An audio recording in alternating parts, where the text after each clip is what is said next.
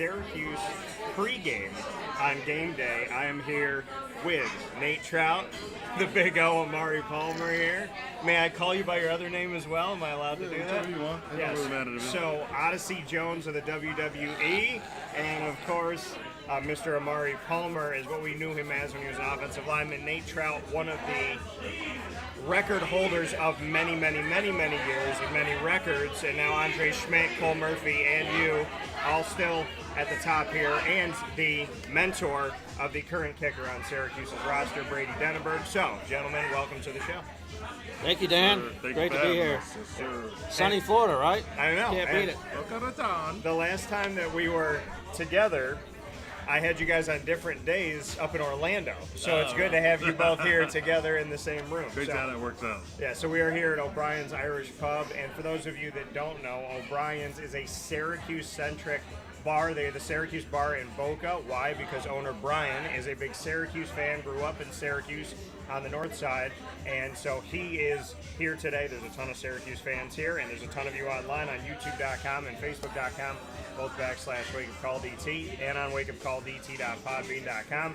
We'll be bringing you through the next couple hours, getting set for kickoff, which is going to be tonight from Boca, right down the street from O'Brien's at the FAU Stadium. So, to get things started, Mr. Trout, since you are the native of Florida, Yes, sir. I would love to get your thoughts on what it's like to have Syracuse come here and not go to New York City for bowl season. Well, I was committed to going no matter where they were at this year. A little inkling of me, one of them in Fenway Park. So I just thought that would have been a pretty historic game for myself. I was always a Boston fan, but you can't beat South Florida and bowl games and sunny atmospheres. But and again, Florida is I think the epicenter of football in the United States. Yeah, I'm sure there's some argument with that, but it's a great area to be in, and Boca Raton's a great area as well. Yeah. So I mean, it's on the way down here from St. Augustine. I got to pass Merritt Island, and so I got to give a little wave to Brady's family, which I know they'll be in attendance. Omari, you have made Florida home. Yes, sir. Yes, sir. What's it been like being down here in Florida? It's been very warm and very counter to what it was in Syracuse, that's for sure. I'm loving the sun. I'm loving the good weather. Just like brother said, you can't go wrong with that down here in Boca Raton. I'm excited for it. Yeah, and there's a lot of excitement around this program right now. Syracuse football is in its highest rankings recruiting-wise than they've been in the modern era. They're in the 30s right now in the nation of 133 teams. When you see all that excitement, guys flipping from Stanford, Texas A&M, West Virginia, guys coming over from Georgia, recruiting a bunch of guys in New Jersey and the Northeast and New York and whatnot, what does that mean to you to see all this excitement and fans really energized? Omari, I'll start with you. Hey, I love the buzz. As an alum and a fan, a lifelong fan, I love to see my alma mater do well. I've been patiently waiting for this moment to come for us to blow up and grow to levels that we haven't been to before. And it seems like Fran Brown franchise is getting it done so far. I like that. Yeah. And Nate, you and I talked about, we went and talked through the whole process of who the next coach is going to be, what our thoughts were. What's your take on Fran Brown through the first few weeks? I really like him. I hope I got a chance to meet him this weekend. It'd be great to meet him. He had an interview one of the first couple of days, and he talked a lot about Coach DeLeon and Coach Pasqualoni, which kind of hit home with me. They were great coaches when I was there, and great mentors to me. So I thought that was a big, at least for me, jumping all in with him. But you can't argue what he's doing.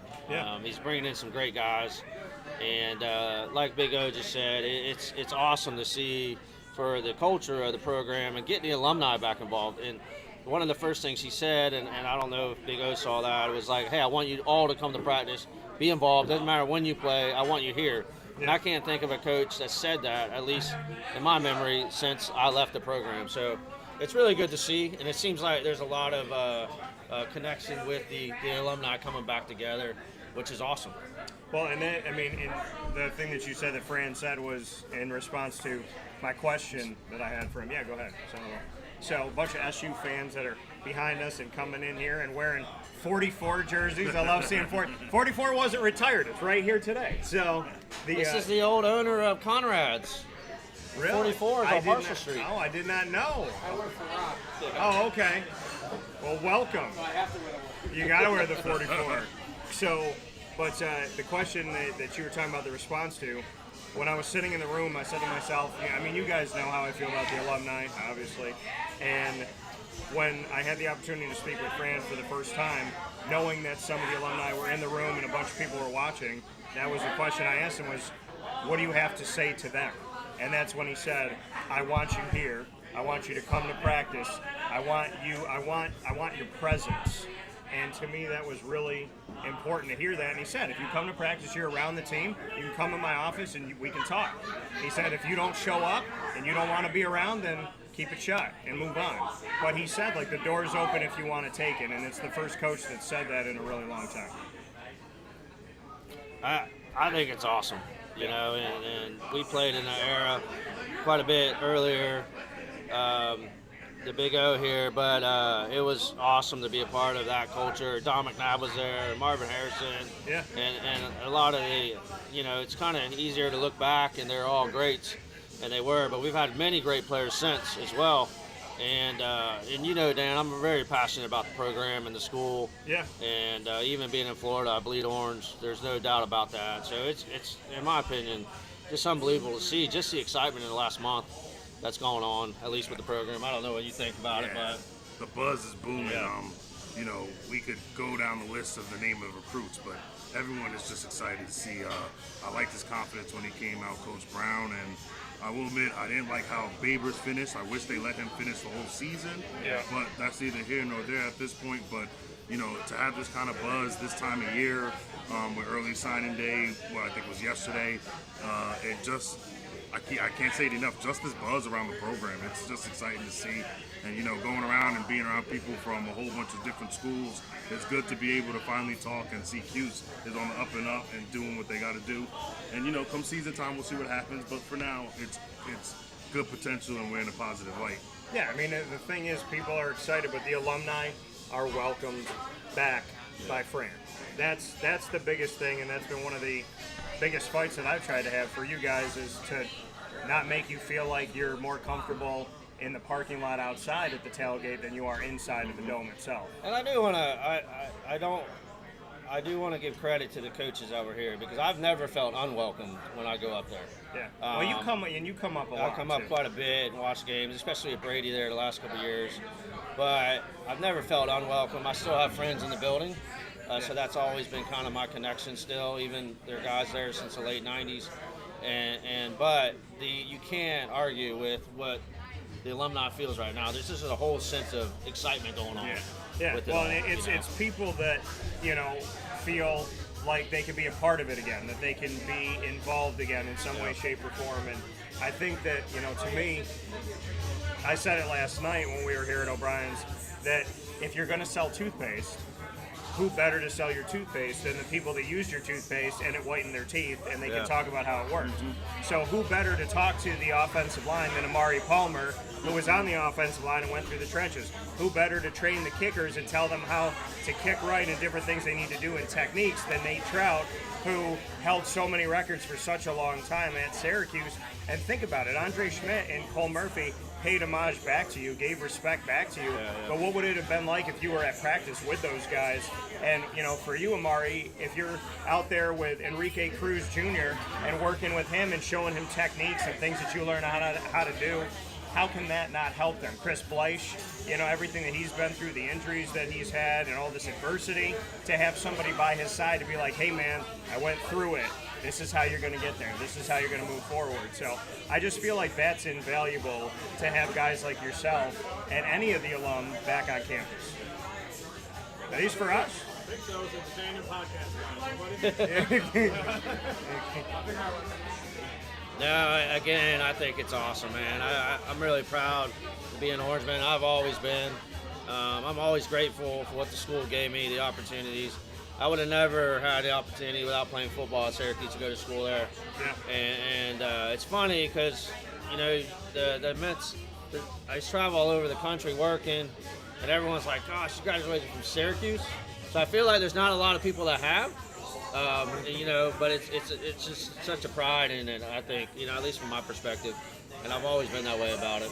I want to go back to why you guys said yes. because we're talking about National Signing Day just happening. Why did you say yes to Syracuse, Omari? I'm a New York baby through and through. Just the thought of Syracuse being, the staple of New York and representing New York football, and to compete against, at the time we were transitioning to the Big East, to the ACC from the Big East.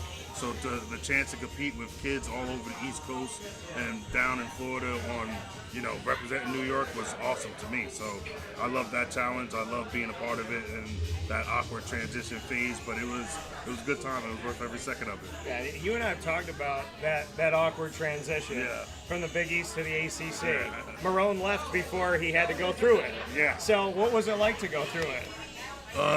Just how it looked, it was tough. I was there for 5 years. I had 3 head coaches, 4 offensive coordinators, and 5 O-line coaches.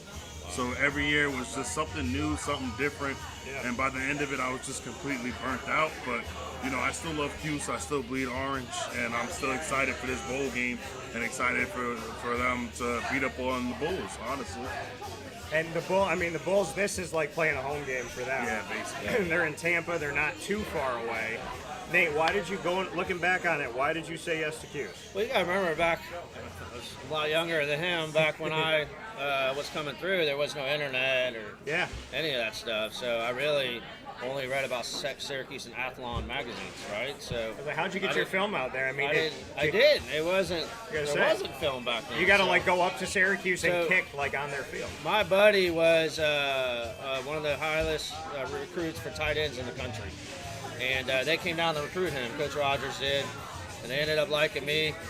I reminded them of a kicker in the late '90s or the early '90s. And they ended up offering me a scholarship, and I had a great high school career. But when I went on the visit up there, I never saw snow before. So so I was a Florida boy altogether. But how can you beat the Dome?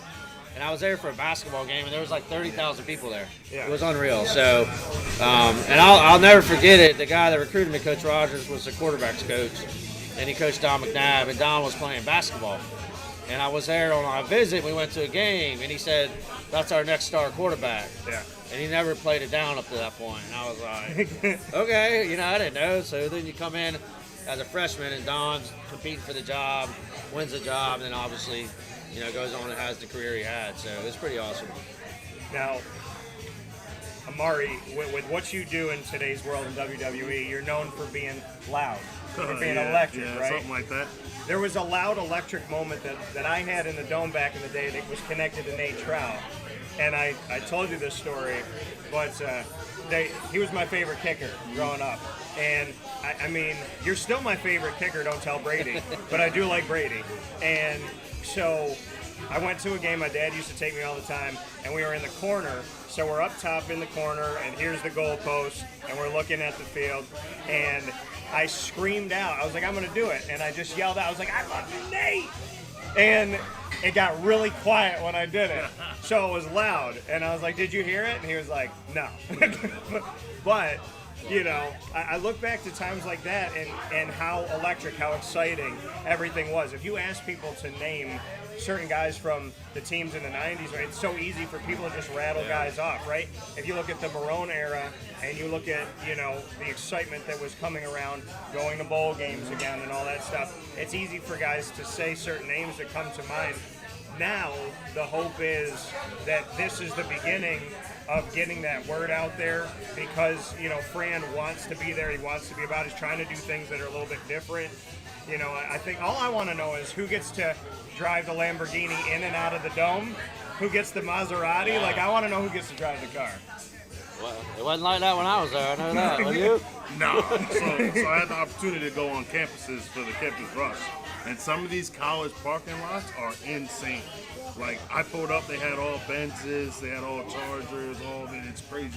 NIL deals is nice. Let's see, how that kind of happens, how that kind of works.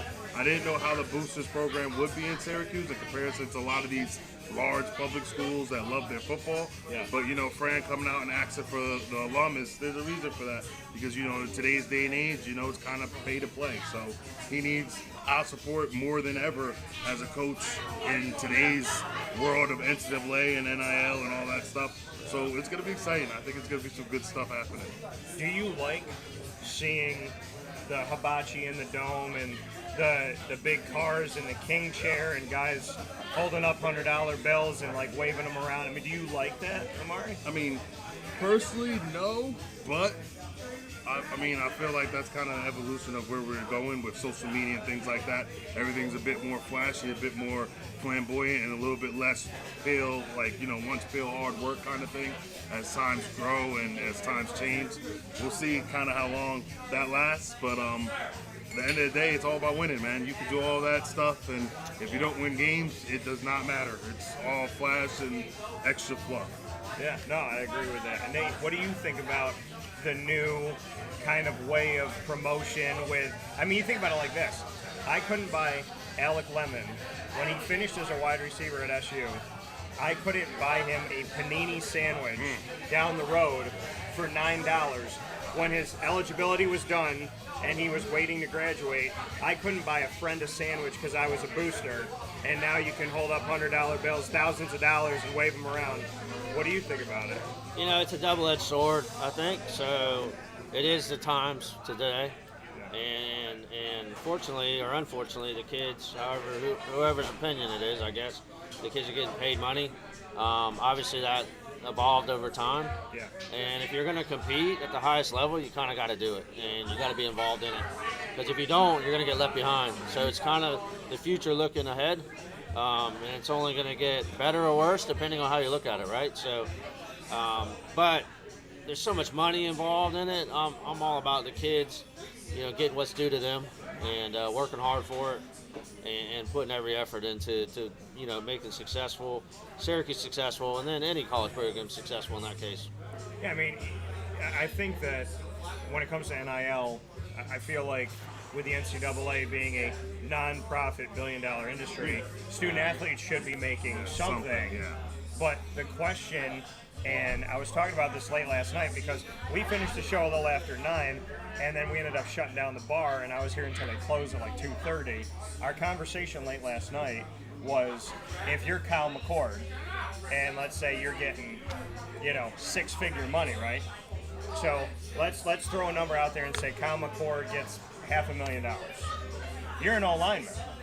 You get nothing, right? Because it's a thankless job. So the quarterback gets paid, maybe LaQuinn Allen gets some money, maybe the wide receivers get some money, but nothing for the O-line.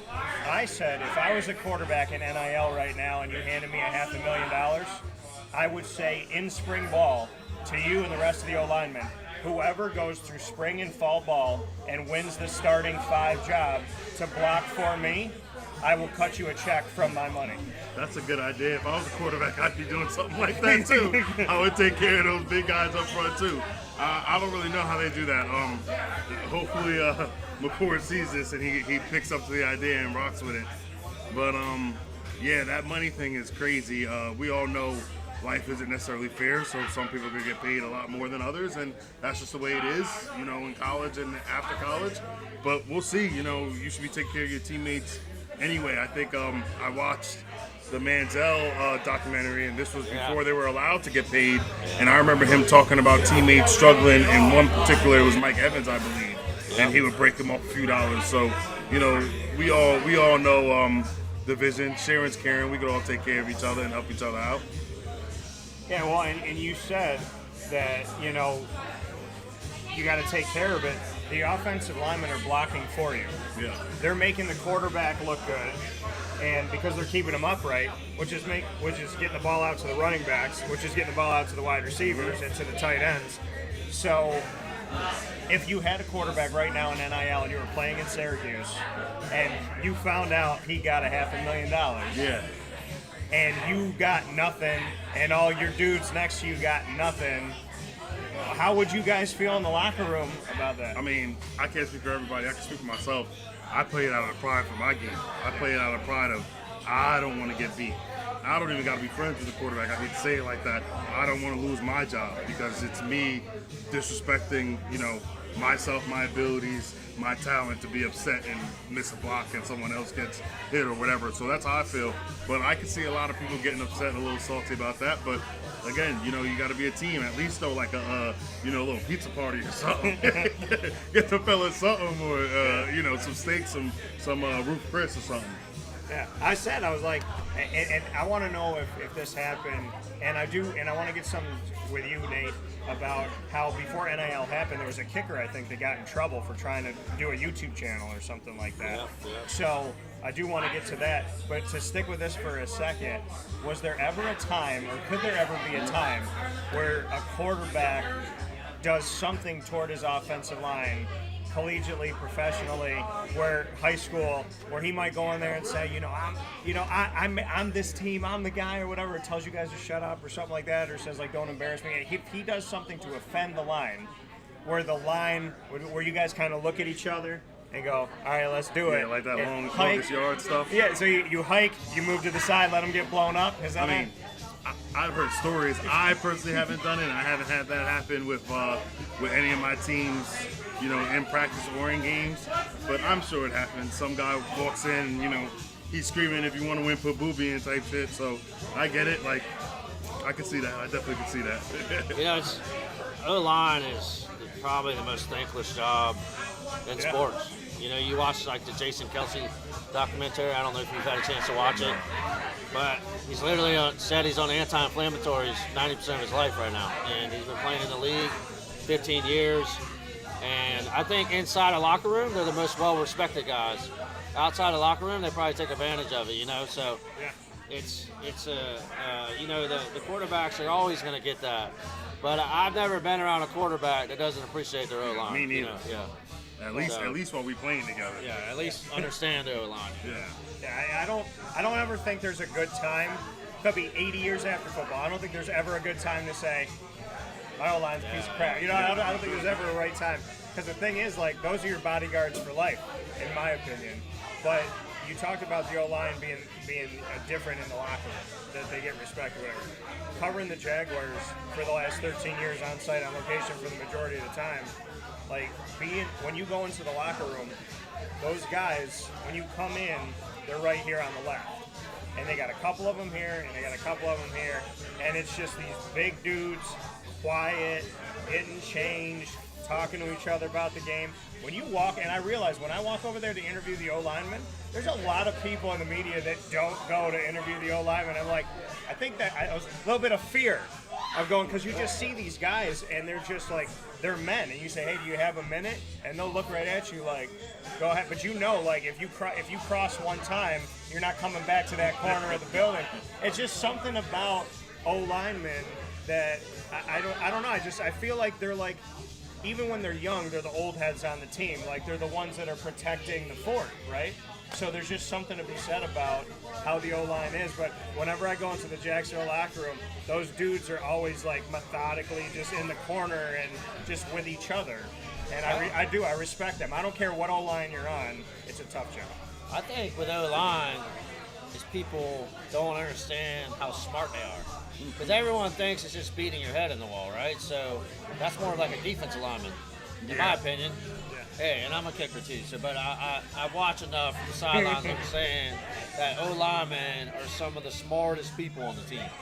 There's no question. Mark Manowitz, who played with us, won like the Heisman student athlete for the NCAA our last year. I didn't even know they had that award. Yeah, it's insane. And if he was here, he could tell you about it. But he was the smartest guy on the team, along with the other linemen. I think people underappreciate how smart offensive linemen are. Oh, yeah, absolutely. So to go to the kicker side of things, before NIL happened, a kicker had a YouTube channel, got in trouble with the NCAA. Yeah. Now, that was at UCF. Yeah. Orlando, yeah. Yeah, so he's a pretty good kicker, too. Yeah, it was real good. We go from there to where we are now. So my question to you is, does he deserve some type of something now, retroactively? My other thing is, when are we going to see special teams guys start to get something? I think a lot of them probably already are, to some way, shape, or form. But who knows, man? We're the lowest on the totem pole. And I love to be a kicker, but I also love to be a teammate to everybody else that protected me and was part of the team, And it's funny, I tell my son all the time, don't be that kid sitting on the sideline goofing around while your other teammates are beating their head against the wall. Help out or do something. So it's kicking's awesome. Don't get me wrong, but I also know my place on the team as well. And yes, we are important. And yes, it is a great position, but I wouldn't totally set my boundaries from like him. I'll support him any way I possibly can. But today's world, who knows the NIL? I'm sure there's a lot of kickers out there getting some kind of money in some way, shape, or form. Yeah, well, and I think with special teams, and we talked about this yesterday too when we were with Bob Casulo, because he's been connected to special teams forever. Special teams sets up where the offense starts and where the defense has to start from. I mean, it's literally how short or long your field is on offense, how short or long you have to defend on defense.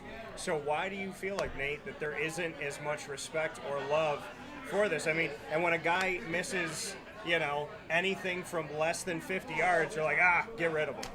No, I think there's a lot of respect for the position, but from my perspective as a kicker, you also have to balance being as supportive of a teammate as you can, knowing that you're not working near as hard as those other guys. You're not out beating your head against the wall every single practice and 100-degree heat in preseason. There is pressure, and there is a time and place for it, but at the same time, I took a lot of pride in being a great teammate. I was voted captain, which at the time was the first kicker in school history to be voted captain. And everybody asked, how did that happen? Yeah. I said, I did not discriminate who I partied with. So I partied with everybody. You asked me to go out, I was going. Yeah. I was the go-to guy, so whatever. If I've learned anything about you, Nate, you are the guy that's always up to get together, and you will make every effort that you can to do something like that. I think it's easy to party with Nate Trout. Johnny knows. So, the kicker that's currently on the team right now, who I think the kids would say that his drip is nice, right? Is the sweatshirt that he has going into the game today that looks like it's like all glitched up, Brady Denneberg with the S on it. He's done different hair since I've seen him. He's done short, he's done the long hair. Yeah. What can you say about the style and the flash of Merritt Island's very own Brady Denneberg? Hey, Brady's a great kid, but he's a competitor. And I always say this on the show, Brady was the Class 5A State Player of the Year, Mr. Florida in football.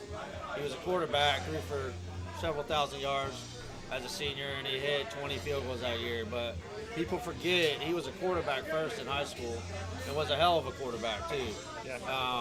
But kicking was his route to go Division I and beat Power 5, and he went that route. But one of the things that's always impressed me about Brady is how competitive he is. And I know Coach Baber's in there, but I had a chance to talk to him at one point. And Brady, during the freshman workouts, was first by far in every single workout as a kicker. And what is a great accomplishment. But that just proves his competitiveness, and that's something I always will respect about him. Well, and I think when we look at what Brady's done, what people don't know, and I always want to tell this story. The game that got them into the state championship in the state of Florida, on the last drive, he ran the ball twice, threw a pass to set up his own game-winning field goal. Yeah. And that's the kicker that's on Syracuse right now. Yeah, and there's many of those plays with Brady in high school as a quarterback. He was a great competitor. And I think Brady would tell you, first, he didn't have the strongest arm, but he had that moxie to him as an athlete. He was a great soccer player, a great baseball player, and everything he did. But, I know you know this, but his brother was a first-round draft pick for the Nationals. Yeah. His sister's an All-American beach volleyball player at UCLA right now. And then you got him being a kicker he's the least athlete of the family, trust me. And he'll say the same thing. His oldest sister might be the best athlete, and she played college soccer in Greenville, South Carolina. But the whole family is. Family that's very, very talented. Exactly. Omari, do you have anyone in your family not that talented that went the route of football? Did you? I have a couple cousins, but none of them really went D1. They had a couple that went D2, a couple JUCO guys, but nothing like that. That's unheard of. You're a Northeast guy. Yes, sir. New York is home. when you see Fran Brown, the new head coach of Syracuse, and he's getting commitments, and you go down the line of those first 5 2024 commits that he had before signing day within just being at Syracuse for a couple weeks. New Jersey, New Jersey, New Jersey, New Jersey, New York. What does that mean to you as a New York guy? I mean, to me that means a lot. I feel any program, if you're recruiting, you got to recruit your tri-state at least, mainly your tri-state, but at the minimum your state. There should be no reasons that the top player in your state's leaving the state. I know that happened this year in New York. I believe the top player was a receiver, dumped, and went to Rutgers. And Rutgers was recruiting heavy in New York for a bit, but I think Fran will fix that up. I think he's already showing that he's a good recruiter. I didn't know much about the brother until I kind of looked things up, just like everyone else. So it was cool to see him kind of, sticking to his word and kind of showing his skill set. Shout out to the AD for finding him, and pulling the trigger and taking that chance. If I'm not mistaken, I don't think he's been a coordinator yet, so he kind of made a big jump from positions to head coach. But there's more to being a coach than just X's and O's, and it seems like he has that kind of intangibles that's outside of field work that's already showing with his recruiting. Well, I think what it comes down to now is we know he can recruit. He said he could, and he did. Now it's the first time he's running a team. It's the first time he's overseeing offense, defense, and special teams. So we're going to really get to see who is he on the sideline. How does he coach? Can he manage the clock well? How does he use his timeouts? Is he good at making decisions on the fly? There's so many things about him as a head coach that nobody knows that it's going to be exciting to see, because Syracuse, in that respect, did take a chance on Fran Brown, and he did say in the opening press conference, he said, listen, people knock me and say you weren't a coordinator. He said, he's like, I chose not to be one. Yeah. He said, I didn't want to just have one part of the team. As an assistant coach, you can do this, whatever. But he said, as a coordinator, it would have taken him away from other people, and he didn't want to do that. So to make the jump now, it's a question mark, but Syracuse knows that they've already done well in recruiting, and that part of it's there. And you don't have to be, as a head coach, you don't have to be a phenomenal coach. You got to hire the right people to be phenomenal. And not micromanage too. Right. And allow people to do their jobs. Yeah. So I think he's recruiting great players, and great players can make coaches look really good. That helps too. So I'm sure there's decisions he's going to make that's going to detour a game here or there. But if you have great players on the field, they can make up a lot of inefficiencies for sure. Yeah. So, I mean, for you to hear nationally as alumni, Syracuse being talked about, Syracuse trending, Syracuse being out there front and center, Nate, what does that mean to you to see so much Syracuse, not coming out of just Syracuse, but coming out from all over the country? I've already known this. He's already known this. I mean, I think it's one of the greatest schools in the country. If you walk in that football office or football field house, you see Jim Brown, Ernie Davis, and the greats that walk through those doors. It's unreal, and I don't think people realize that. Larry Zonk, I mean, the list can go on and on. Yeah. Some great players that came through those doors, and the pride and tradition there only enhances as you learn more about it. And, one of the things I was going to say, which I love, is to hear how passionate he is about the school. And he's, 15 years after I was there, and just the fact of how much pride there is from generation to generation, in the school. And you're a Northeast guy, I'm a Florida guy. Yeah. And we share that together, so I think it's awesome. But I've already known this. Since 1995, I've already known what it's all about. People are just now starting to see it, throughout the country, and I think it's awesome. Yeah, no, it's great. And growing up there, the reason why I wanted to connect with alumni and made this decision over a decade ago is because it's my way of saying thank you to you guys. It's my way. I mean, doing these interviews are fun for me because you all become friends. I know that no one in Orlando, Florida, Dubai, anywhere in the world is going to mess with me because I got big up. Yeah. and I know that, Nate, you are somebody that you're so well connected with so many people, and I haven't heard anybody say a bad thing about you. And to hear the kickers, to hear the kickers that come through now just reflect back on you and reflect back on what you've done. Like, you two guys that are sitting here with me, this is not a mistake. It's not like, oh, whatever, like, these are the guys that I have. You're somebody that I consider a friend, that anytime I've asked anything of you to show up, you've shown up. Mari, same thing. I mean, you and I... What'd you say? I don't know. But you showed up. Yeah. We figured it out. Yeah. Right? Because you were going up to Seamus Shanley's wedding. Moving I was coming around, down to yeah, Florida. yeah. And so I'm literally in line at Epcot, and I'm getting on a ride, and I'm talking to Big O, and he's like, I don't know, man. Trying to get home. Probably not going to be able to take a shower. I don't know if I could do it. I missed this flight. And then I was like, hey, man, well, I was like, you know, let's try to do it. Let's try to make it work. And you showed up. And you're the only person that I have ever met, besides my ex-wife, who takes a shot and a Corona at 11 a.m. It worked out. I was like, man, what a day. Hey, we'll get along just good. But there was something that was brought up yesterday by Sean Garrity and Corey Bowen called Your Number's Been Called. And it's a program that they're working on that goes beyond NIL and all this stuff to take every single number in Syracuse's football history, and whoever wears that number now, for that person, so like as an example, 57, whoever's wearing 57 now, that you would be in a group of all the guys that wore 57 at SU that would be there to mentor and talk to that person.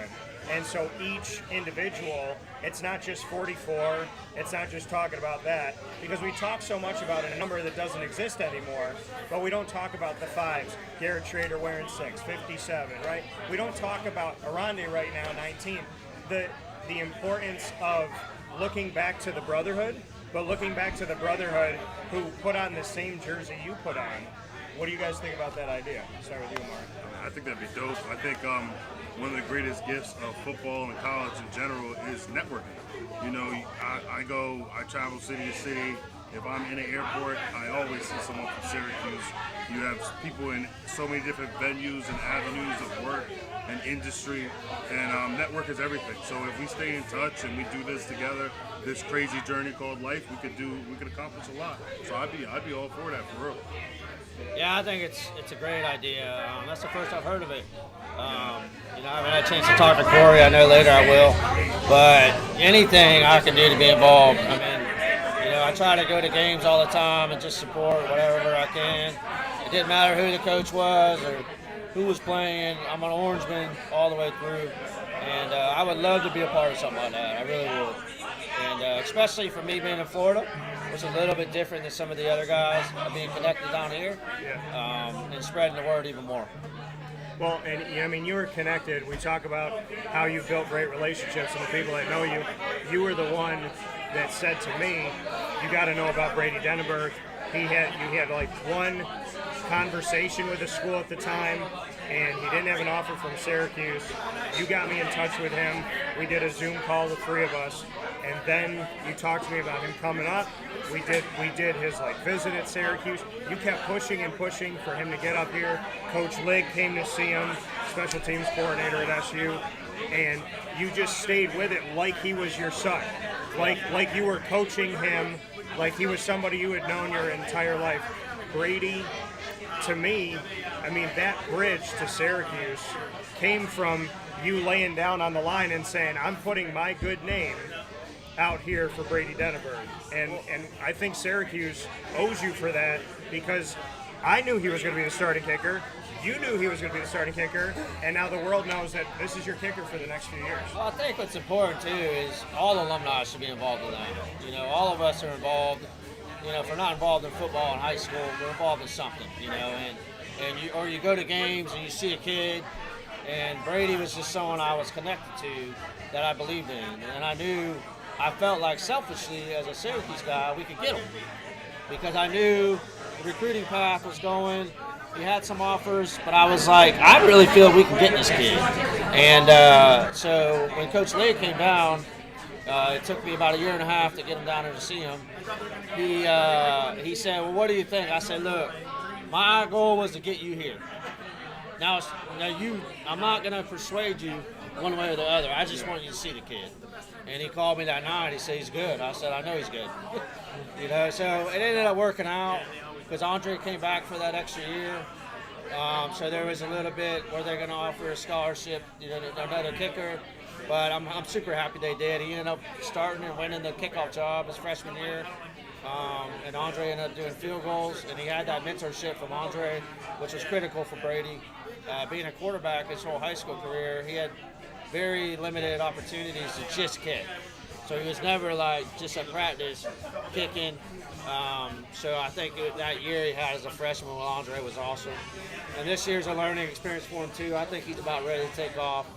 And what people I don't know about, or I don't think they know about him, is he was really one of the top 1 or 2 kickoff guys in the country.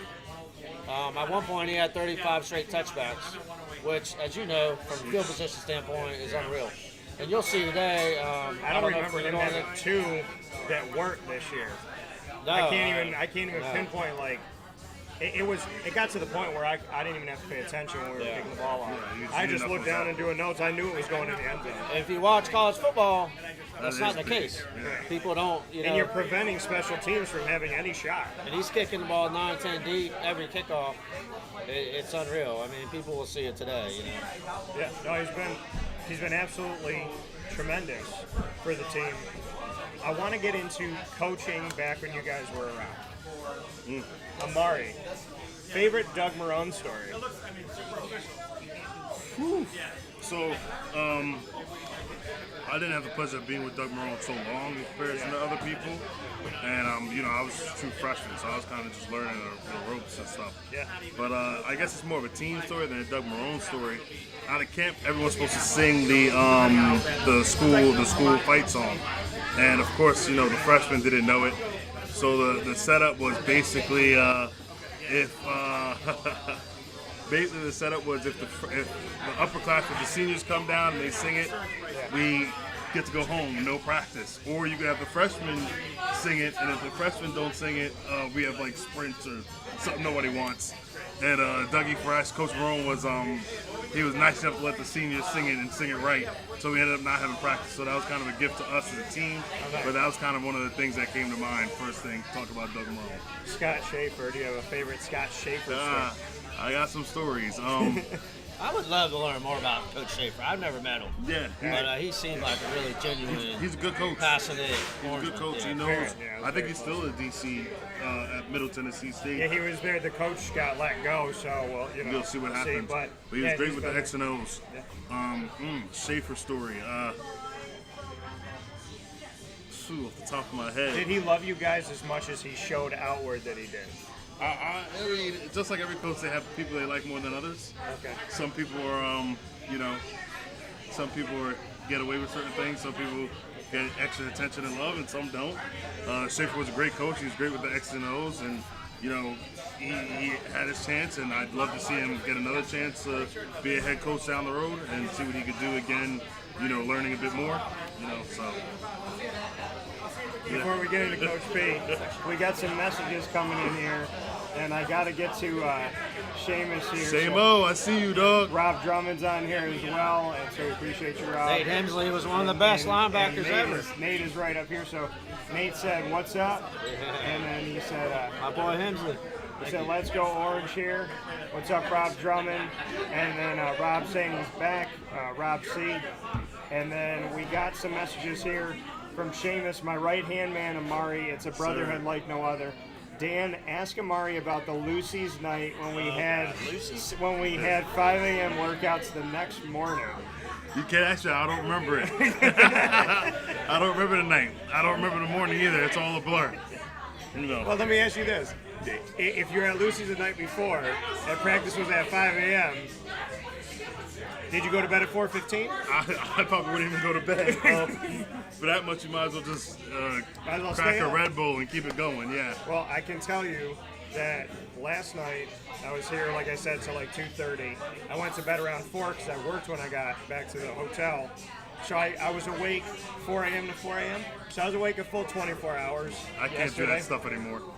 It's tough, man. Back in the day, it was whatever. You know what I mean? Go out there and run and do whatever. But now it's like, maybe once a week, if that. Yeah. Maybe. But the thing is, though, and you still owe me this, you said, when I come to Orlando, you're taking me out.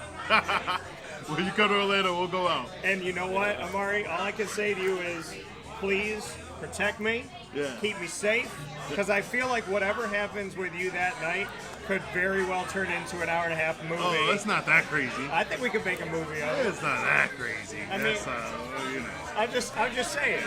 I'm saying I feel like you know enough. See, my thing is like, just bring me to a place where I walk in and they go, Big O, your table's over there. Oh, I don't got it like that. Especially since I kind of sit down lately. I've been inside a lot more than outside. But one day we'll set something up. Yeah. Well, the thing is, I mean, we joke about all this stuff, but you're a chill guy. You know, I just like hanging out with you, and we normally just sit, we do the show, we sit after, we talk, we have a good time. Nate, Coach P stories. I actually have two. One personal and one team one. Okay. The team one's more, I would say, sentimental, what kind of guy he was. But the personal one, my dad and mom, we were being from Florida, didn't get up there much. So when I came up, my mom wanted to talk to Coach Pasqualoni, and I hated it, you know. But she wanted to make sure her son was taken care of. So we just got done with the game or whatever. Mom, the next day, I go in his office. Coach P, my mom wants to say hi to you. Okay. Mrs. Trout, how you doing? You know, you need to take care of my son. And I'm like, this isn't good, Mom. You know what you're doing. Yeah. And he said, I need to take care of your son. He needs to take care of me. So the next practice, I missed a field goal in team practice. And he's yelling in front of everybody, your mom wants us to take care of you? Basically saying I'm taking food off their table. Oh, yeah. And, hey, Coach, I have a ton of respect for Coach B. And he deserved every right to say that to me. My mom set me up for failure, and I'll never forgive her for that. But the other one, though, which was really hit home, was we were in the Fiesta Bowl, and it's a story about Nate Hemsley, actually. And the linebackers they had, Coach B was their coach, and personally. And they went through a couple seasons where we didn't go to a bowl game. And we had a big linebacker core that was young. And Nate Hemsley was a big part of that. And Coach B sat in that the motivational speech. He talked about the seniors, Nate Hemsley being part of that, and how he was always asked why he never had kids. And Coach B started crying. And he broke a pencil on the desk and said, I have 20 kids that graduate every single year. And people never realize that about him, but it really hit home. And me, I'm like, damn, he does. Because you develop these relationships with these kids and they leave. And it was specifically about the linebacker core then, which was a great linebacker core, unreal. And the troubles they went through earlier in their career with him and the struggles and them coming out on top. And he talked about every year he has his relationship with kids that leave that are basically his kids. And he didn't need kids at the time to fill that void, you know. So I always thought that always hit home with me. As a coach, later on, I can appreciate that a lot more now. Yeah, no, and that's, I still to this day, and I grew up a Coach P kid because he was the coach the majority of the time that, you know, my childhood and going through high school and college and all that. So Coach P, to me, I mean, that was my coach from afar, so to speak. I think it's safe to say that the firing of Coach P was the single greatest mistake of the last 2 decades at Syracuse. Fair to say? I think Coach B... got some South Florida Bull fans. I think he deserved... We're like eyeing them as they're walking. They were eyeing us going, how many Syracuse fans in there? Hey, we're good right now. And I think Coach B, in my opinion, at least deserved to run out his contract. I mean, he was the head coach, 16 years or whatever it was? Or, one losing season. Yeah, one losing season. I went to 5 bowl games, 2 BCS games, which I think they called them back then, the Orange Bowl and the Fiesta Bowl. And we had played in a great era. I think he at least, letting the coach go at the time, based on what we've gone through over the last 20 years, and not going to bowl games as much, he went to a bowl game and got let go. And he had 1 year left on his contract. Now, how all that happened, who knows? But I don't think the respect for the guy diminished at all from his players that played for him. No, and the thing is, every time Coach P tries to retire, somebody called him. Houston Texans, Miami Dolphins, Dallas Cowboys, Detroit Lions, coached at UConn, BC. Steve Adazio hired him after he hired Adazio. It's crazy the connections that Coach P has. He can't like ever retire. He just went back to the Dome this year, hadn't been there in a while, to honor Dwight Freeney. And he stood on the field, and I said I had to stop myself from two things. One, from crying, because I miss Coach P. And two, from running out there, grabbing him and going, please, what do I have to do to make you stay? Like, I need you here. I need you to just be here for a couple months, couple years. I need some Coach P time. What's pretty cool is his daughter works for the football office. Yeah. She does something with the recruits there at Syracuse now. I think it's pretty neat. I believe her name's Cammie. I met her up there this year for the first time. It's actually pretty neat. I asked her, I was like, what's your dad like growing up, you know? And it seemed like he was pretty much like a coach, but a dad, you know? Like Coach B, but a dad. But it'd actually be a pretty cool interview for you if you ever had that chance. Well, with his daughter, yeah, that'd be great. So I want to make a note of who just came in here. We have Dan Villari fans, and Dan and I go and check out our special on all of our social media and on youtube.com/Wake It's Called ET, where many of you are worldwide right now. I'm a card-carrying Italian and Hispanic. Dan Villari's Italian. Tommy DeVito's Italian. I already know the Italian world, but the world is getting to know Italians again. And Tommy DeVito, and the whole, like, you give your parent, your mom and dad a kiss on the cheek, you celebrate by hugging, giving each other a kiss on the cheek in family. What this is. So you see that with DeVito. I talked to Villari going into the game, and he said, I think people kind of don't think Italians can play football, and so it's fun for him to show people that he can do it, and Tommy can do it. So, and Pasqualoni, obviously, a card-carrying Italian.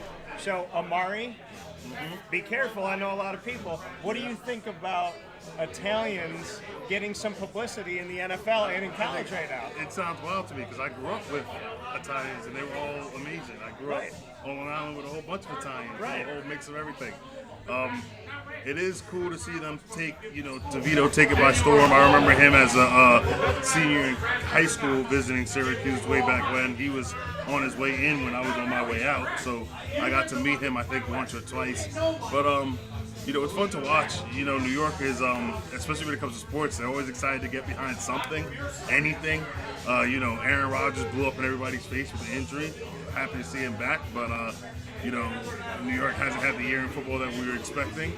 So it's cool to see, the Giants in the city get going and get behind, DeVito and all the pizzazz, So what do you think about Dan Villari and the fact, the man he came from Michigan, and when him and I did an interview in fall camp, if the interview was 8 minutes, we spent over 7 minutes talking about God and his faith and a little bit of football.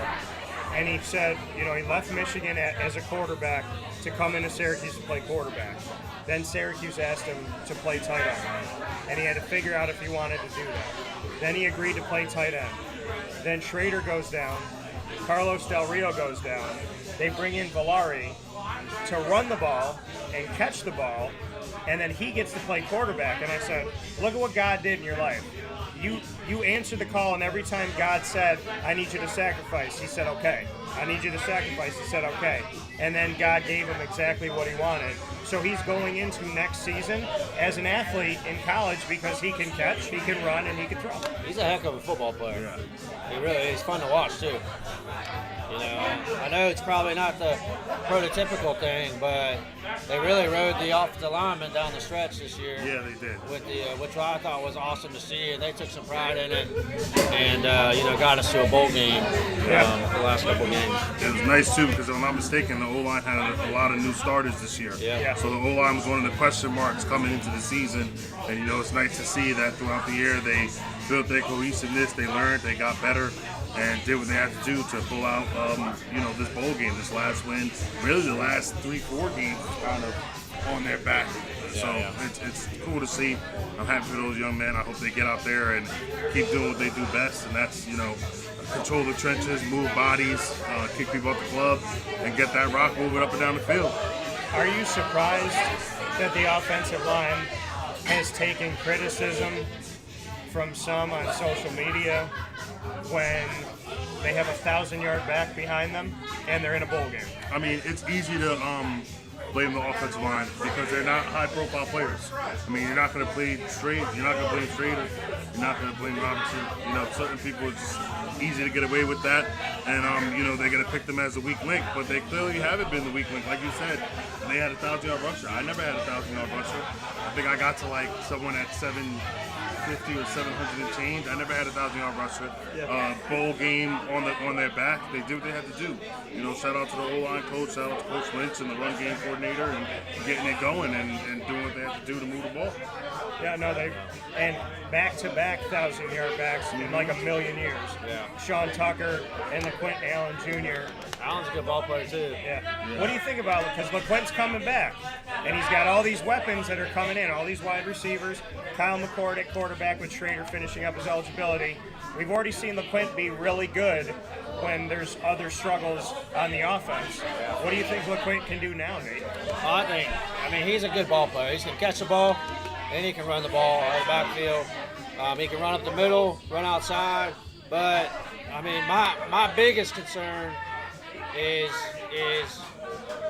we have to get a train or whatever you want to call it, a lineman coming in that will be able to run the ball. We all know all these skill positions are awesome. Wait, so I got to say this again. So, to my Valari people that are right Sign here. Valari. So as we're here pre-gaming for Syracuse, going up against South Florida, and just interviewing Dan Valari yesterday, we're telling everybody how important it is as a card-carrying Italian to see Italians get some publicity right now. So can we clap it up for Valari right there? Show some love for Valari. I like that. I like seeing the Valari side. So, yeah, enjoy the game today. Yeah, absolutely. So, I'm sorry to interrupt you. No, I just think we need to get, as many linemen, defensive linemen, offensive linemen. We all know that's where the football's won. Yeah. And for anybody that doesn't know that, doesn't know football. So we can get all these skill players all we want, and it's exciting. Yeah. But to beat these top teams, we got to get guys that have pride of being on the line. Well, the thing about the line is, and I was speaking with George O'Leary, former coach at Syracuse, who came down to UCF for many, many years. And he said a long time ago, he said, you build in the trenches. He said, you build from the inside out. Yep. He said, if you're a coach and you're not building your offensive and defensive line, and you're not building from the inside out, and you don't know that that's how you win a championship, you should do something else with your life. Yeah. Thoughts? Hey, I'm going to let him answer that. Yeah. I'm not experienced enough to No, you're good. that hard rock betting that's been hitting lately, so yeah. I've been cooking some Because stuff down in up for Florida, the you games. got to do hard rock. Yeah. And I was saying someone fed. What was the question? I apologize. Yeah, so it's okay. Amari was betting live, but we won't say what he bet and where it was. We could just say it was legal. Yeah, it's very legal. It was very legal. So I think everything in Florida is legal, right? Most of it. Most things. The stuff that people do. Yeah. so George O'Leary, former assistant at Syracuse, and then a head coach at UCF down in Orlando, said to me a long time ago, you build in the trenches. And then if you're not building your team from the inside out, offensive and defensive line, and knowing that that's how you win a championship, you shouldn't be coaching. Your thoughts? I mean, I think a perfect example of that is Colorado and that team. Their big detriment was their O-line play, their D-line play, and, they had great weapons. They had, his son, they had all these young talents, but up front they couldn't really bang with people. You look at a lot of teams, that's your biggest strength or your biggest weakness. You look at all the top teams of the country, all of them are controlling the line of scrimmage, or at least consistently fighting and control the line of scrimmage on both sides of the ball. So it's just as important as a great decision maker at the quarterback spot or the coaching spot as having a solid O-line and D-line to really control that front. Well, and you look at it, and you look at Colorado where they had some success, but they had a lot of skill guys, like you were saying. Yeah. You can have a lot of skill guys, but if you don't protect the quarterback, it doesn't matter. Yeah. So I do want to talk about Garrett Schrader. So on my show, and I can't speak for any other show, but on my show, I never once said he couldn't throw. Never once said that he couldn't go out there and do some positive things for the team. I respected him before I learned what I'm about to say. So Garrett Schrader, I thought he had a shoulder injury. Comes out that a few days ago, SU sends it to us and says, hey, he's been playing since October with a torn shoulder. He had surgery, he's not going to be able to play in the game. Then I'm talking to his teammates this week, and they talk about he's got a shoulder injury, he's got an ankle injury, he had all this stuff going on. He wanted to do everything in his power to get the team to a bowl game, including coming back in that last game. And when I got to interview him at the last game in the Dome when they beat Wake Forest, he cried. He got choked up. What do you guys think about Garrett Schrader's leadership, putting his body on the line, and for pushing surgery and pushing everything aside until he knew that his teammates were in a bowl game? I think two things. You know, you look at like Eric Dungy. Did you play with Eric Dungy? I did. Eric, That to dude me, was impressive.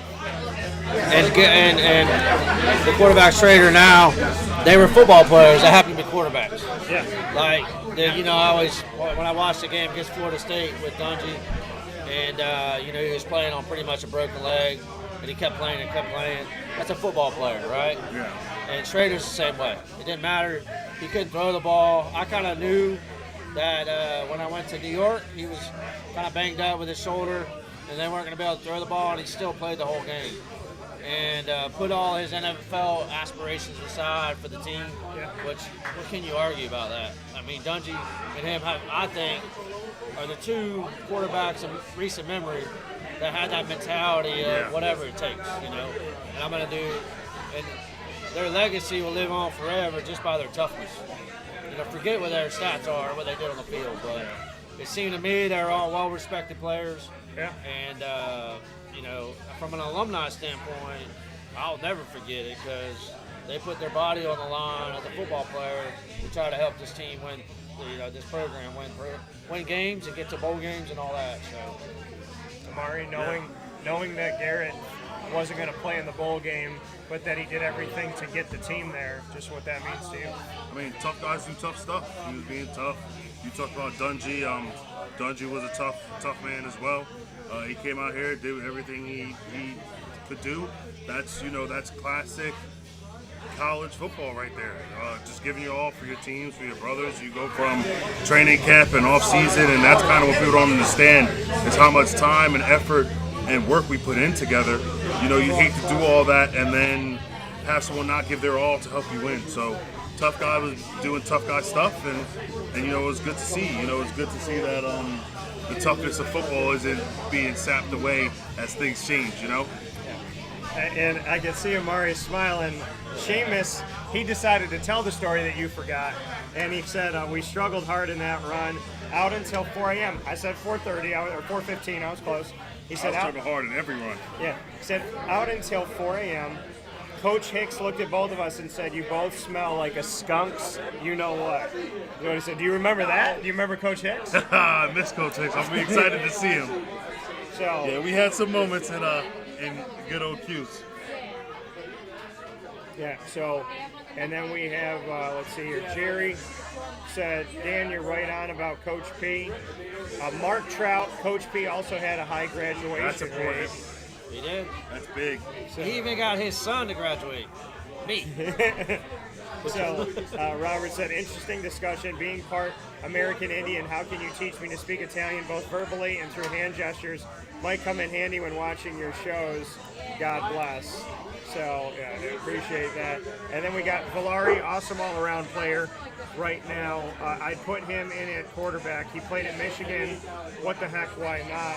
And then Adam Marinelli said, are we going to see a lot of him at quarterback today? Well, Adam, in true fashion of not wanting to give away scheming, Yeah, I wouldn't put it out here. yeah, Valari said that he somebody asked him the question, he said, I can't tell you what we're going to do. So, I mean, I would anticipate seeing him out there. And, I mean, I think Braden Davis is not a guy that they put a lot of trust in at quarterback. So, after bringing Braden Davis in, we haven't really seen him. Carlos Del Rio can he can throw the ball down the field, but he doesn't have a lot of control. So I think it's got to be Dan Villari today. Or a mix. We'll see what happens. Yeah. Like you said, you don't want to show your hand and give anything up. Yeah. Keep them having a get ready for the runner, the thrower, whatever we're gonna do. If it's trick plays or if it's wildcat, whatever. Yeah. So we'll see. I think if there's any kind of thing that we've seen over the last 3-4 weeks of the season, that they're ready to adapt and do whatever it takes to win a game. Oh, yeah. Whether that's Valia and quarterback, or Del Rio, or Allen at quarterback, or all the above. So It should be good. it's actually almost like sandlot football in a sense, you know? Yeah. Well, the thing is, I mean, you look at it, they did what they could do to try to win the game. They put themselves in a position you got talent in LaQuinn Allen, you got talent in Villari, you got talent in, some of the guys out there that could do a little bit of different pieces of it. So, I think there's good to be had. And I definitely think some of those receivers have been getting some looks too because of the expectation that Syracuse was just going to run the ball. Yeah. Listen, they got to a bowl game putting together whatever packages could get them there. Making things work. Right. That's what football's all about, man. Figure it out. It is. It's not rocket science. Move the ball down the field as a team. Stop them from moving the ball as a team. It's really that simple. Before we jump out of here, I want to do rapid fire like we always do. Yeah. So we all get to put each other on the hot seat. This is Wake Up Call with Dan Tortora, pre-gaming for Syracuse USF right down the street at FAU Stadium. It is what they call winning in paradise, is what FAU calls it. And we're down here in Boca Raton at O'Brien's Irish Pub, a Syracuse pub in the heart of Boca Raton. Come down here and see O'Brien's all throughout the year. And of course, come in here and try and get yourself a seat today as we continue to get more and more crowded inside of O'Brien's at 51 Southeast 1st Ave in Boca Raton. So, with that being said, we're going to rapid fire. Nate, you get to ask Omari a question. That's tough. Man. That's tough. I mean, I want to know about this Lucy story, you know? You want to know about the what I don't story? want to know the Lucy story. Oh, no. No, we don't want to know that. So tell me, man, I've always, you went through 3 head coaches. I was fortunate enough to go through one. So can you tell me what that's like, I guess, the transition and being, I mean, obviously it comes across, you're very passionate Orange, which I think's unreal. And on top of that, you went through 3 head coaches. And how many guys really went through that at that era of football? So you had Robinson, Schrader, right? Or no, Maroon, Schrader, and Babers. Yeah. Like, can you kind of go through that process? You didn't have it once or twice. 3 times. Yeah, it was tough. It was miserable. The first one wasn't too bad, going from, Maroon to Schroeder's into Schaefer, because it was in-house. So it was a little bit easier because we kind of picked up where we left off. But going from Schaefer to Babers, Babers wanted to complete a lot of change, and it's funny because it's things work that my life is kind of like that now anyway, with the constant movement and stuff anyway. So it is what it is now. But yeah, it was brutal in the moment. But to me, what I think is awesome is they haven't wavered your pride in being an Orange man, And it's actually a unique era of football at the time. So I don't know. Looking back, you're the first person I really met on that. It was that not fun. situation, When I think about it, I should have left going into my 5th year, but it is what it is. I made my decision, and I'll stand by it. Yeah. My question for you is, how did you enjoy those BCS games? I never got to go to those big bowl games. So, well, the first one we were in Tucson, right? Was it Tucson or Phoenix? Where it was the Fiesta Bowl. Anyways, Phoenix. So it's like we played on December 31st. So the game got, it was like a 6 o'clock game, got over like 9. And it's like the 3rd largest party for New Year's in the country. So you can imagine, that part. But that was awesome. And I think the biggest, and then the Orange Bowl is the Orange Bowl. So we're in South Beach for 8 days. Yeah.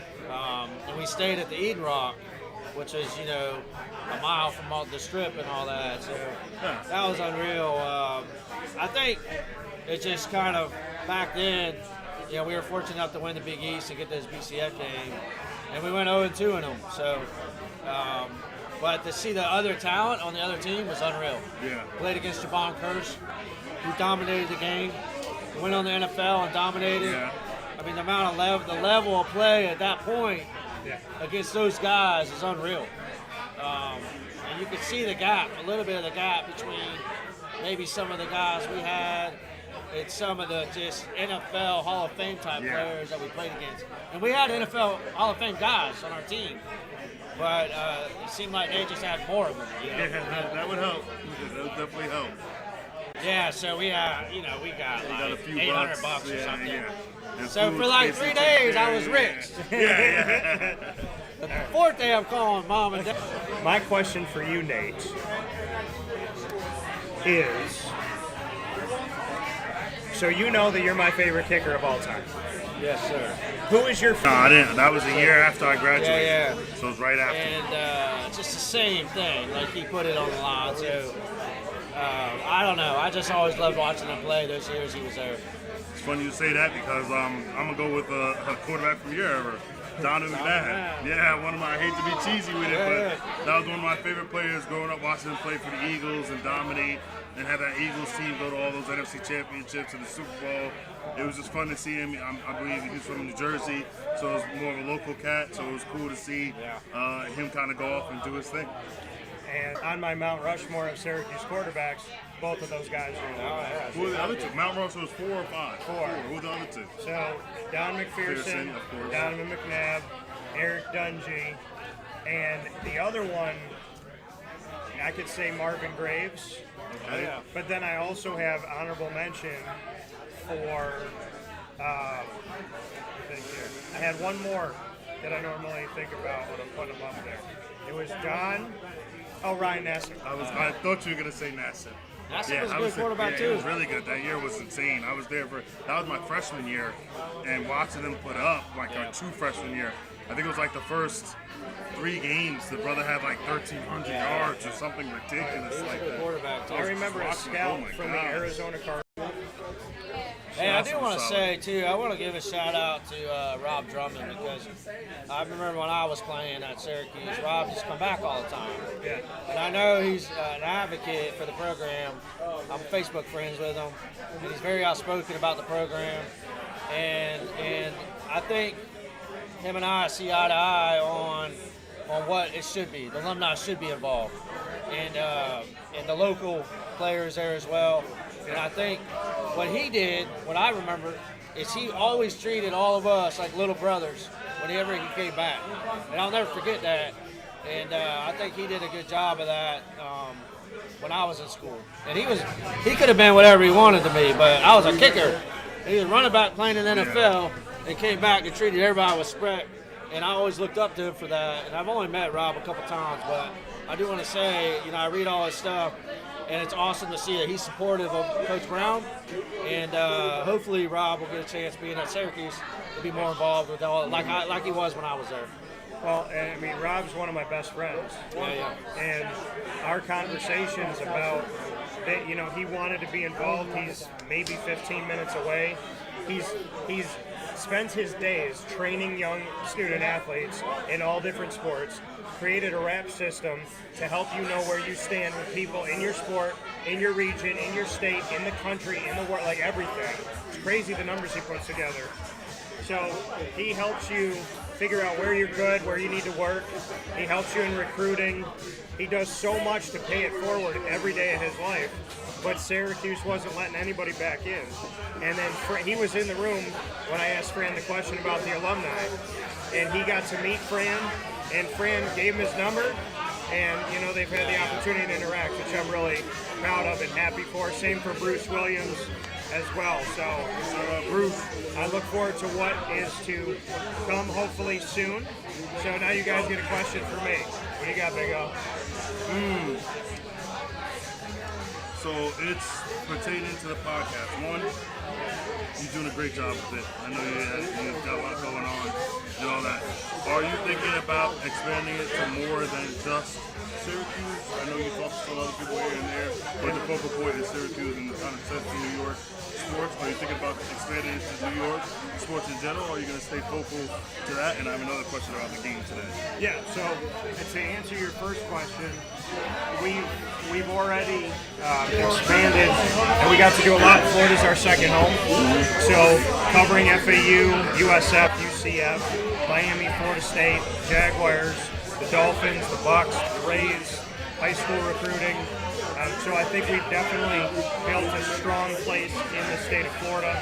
And, you know, Lemoyne, we have an exclusive partnership with Lemoyne and Syracuse, with Brian and Stratton in Syracuse, who won national championships. And, yeah, I mean, man, we've had listeners all over the country, outside of the country.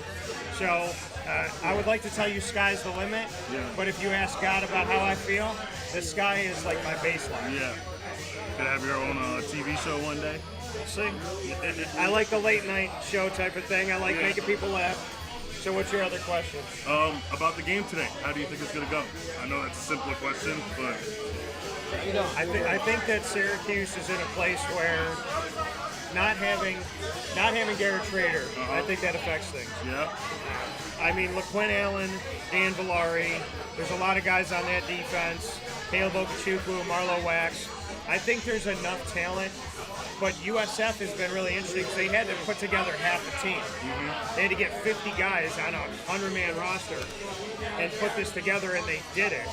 And so I think, you know, if USF is coming more with the guys that you're used to seeing out there, this could be challenging. Syracuse does struggle against USF. They do struggle against USF in the state of Florida. Yeah. But I wouldn't count out Syracuse in the excitement around the program. And you talk about lunch pail guys. There are so many lunch pail guys on this team. So I would say going into the game, USF has the advantage on paper, but I think Syracuse cannot be counted out. That the vibe around the program right now is really high, and these guys want to win one more for Dino. Yeah. So I think it's going to be a really awesome game, and I think we might see some interesting things here tonight that might cause one fan base to So I think we might go back and forth. Yeah. Definitely. What's your question? You don't want to hear my question, sir. I want to hear your question. Listen, I know you're a ladies' man.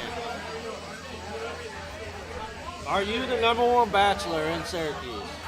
Right now? Yes or no? At Right least now. top 5. I have no idea what is wrong with today's America, but there's a lot of women that think they can do it all by themselves. And listen, I don't want to take care of a woman. No, are you a bachelor right now? I am a bachelor right now. Yeah. Okay, But so listen, Syracuse, right now. Ladies, it's getting in the winter time. This is the number one bachelor in Syracuse.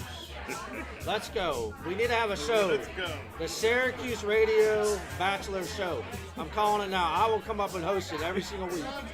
No, I'm kidding. So listen, I'm not kind of kidding, but that's my shout out. But one thing though for sure, I want to know who your favorite player of all time. Not anyone here, but like generally like even going back to the 50s, 40s, whatever. Who's your favorite player of all time? Maybe your dad's favorite player, like somebody that y'all always talked about. I think my favorite player, I'll tell the story of how I met him.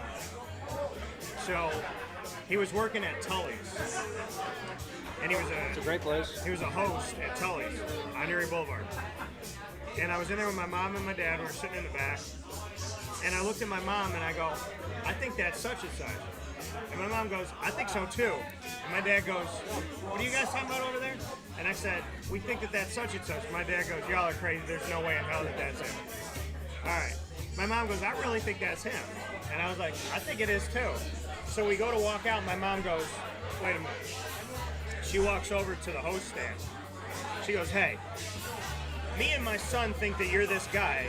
My husband thinks you're not. Is this you? And he leans and he goes, yeah. So she goes, my son loves you. Can he get an autograph?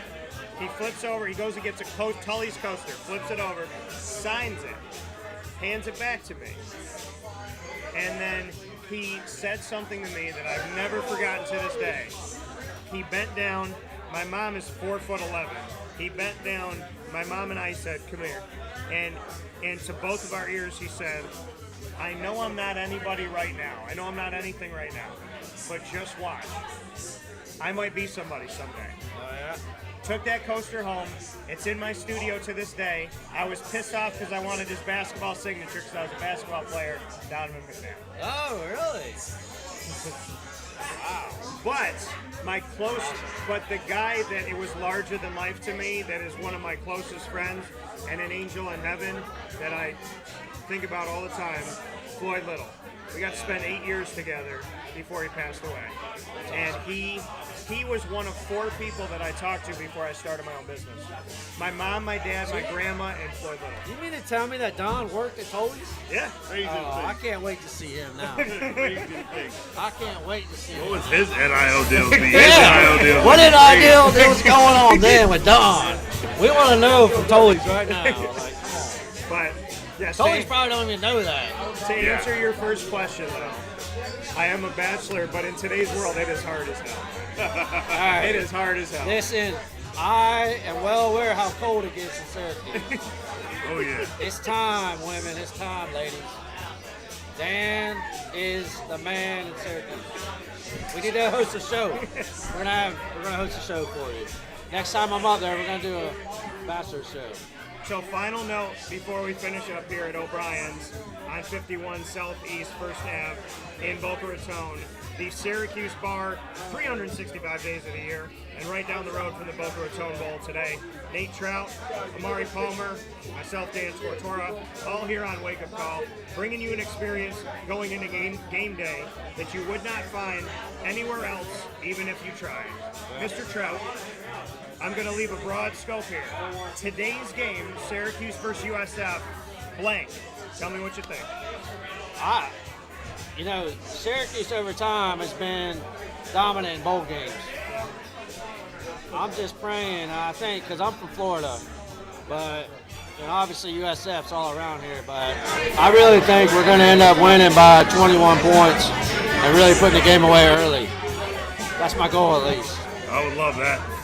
You said 21 points? 21 points. All right, well, that's my favorite number. Yeah. Big O? I feel bad. I feel counted. I feel like it's going to be a battle. I think USF, like you said, is going to have a lot of their players playing. I think Syracuse got the last win to get into the bowl game. We want to prove something. We want to finish strong.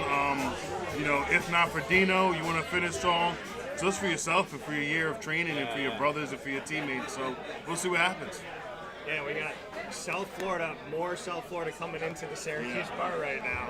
So awesome. Seeing the green, seeing the orange, those are my 2 favorite colors. So also Miami Dolphin colors down here. Yeah. So with that being said, Big O, your advice to Syracuse football players for the future. After this game, when the new chapter begins, what's your advice? Sounds cheesy, sounds basic, but really just go out there and give it your all. I know some days get challenging, some days are easier than others, but treat every day as if it's the last day, and I promise you will not regret it. Nate? I think what I did, and I know he did, have fun, man. Have fun and enjoy the experience. 99% of people don't go on and play pro, so enjoy your college experience and make it. It's funny because he has the Lucy story. There could be dozens of other stories, I'm sure, of me too. Like, have some damn fun. We cut it up with your teammates and make it enjoyable. So, Nate Trout, Omari Palmer, any word you want to make on Odyssey Jones? I know we're going to have stuff coming up in the future, but any note that you'd like to share? Hey, coming soon. Patiently loaded. Just wait. A lot of good stuff coming up with Odyssey. By the way, GG Cards and Breaks, my favorite sports card store in Syracuse on 639 Delmar Place, right off of TLF, has AEW cards, and they got wrestling stuff in there. It's going. So Okay. I need to get my Big O, and I need it to be signed by you. I got you. And I by got the way, where's my my favorite kicker ever in Syracuse history? Where's my Nate Trout stuff from my studio? Yeah, I gotta get some. I'll get you something. All right. We got so it. with that Deal. being said, Nate Trout, Omari Palmer, myself, Dan Tortora, asking you to be safe, have fun. Boca, you killed it. We had an amazing time, better than what I could have anticipated even. And there's this light right above me here. want to show that to you. This is the light like you'll see at Coleman's, the upside down light. Brian, the owner, went and bought one of these lights from Central New York, my hometown.